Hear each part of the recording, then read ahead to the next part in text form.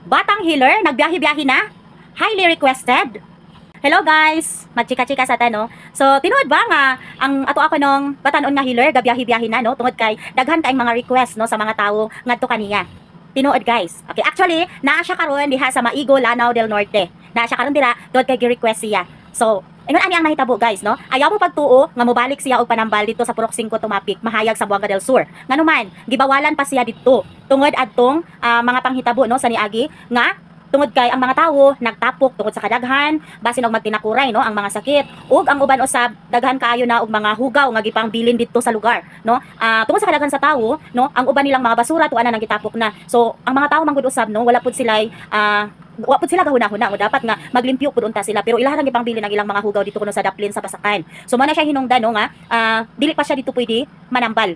Og ang ikaduha nga hinungdan dapat naa siya'y mga requirements. Dapat makumpleto niya ang iyang mga requirements aron makabalik siya dito og panambal. So guys, basin na ay mo adto dito no, mapalaw raw niya mo. So ayaw mo pagtuo sa uban nga mga nagpost karon nga mga vloggers nga mobalik na siya panambal dito sa Tumapik. Wala pa siya, dili pa siya pwede dito manambal.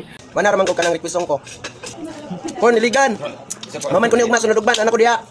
Taga to? Sa Gitagom. So kung mahuman nako ni Taman Ugma, sunod ugma anak ko sa iligan ko. So pagkaman kagayan ako.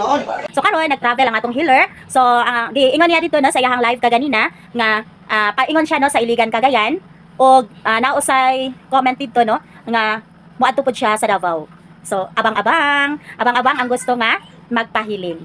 Tuo lang ta aron maayo ta no.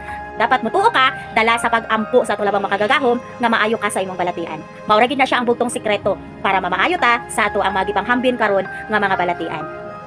God bless and good luck guys.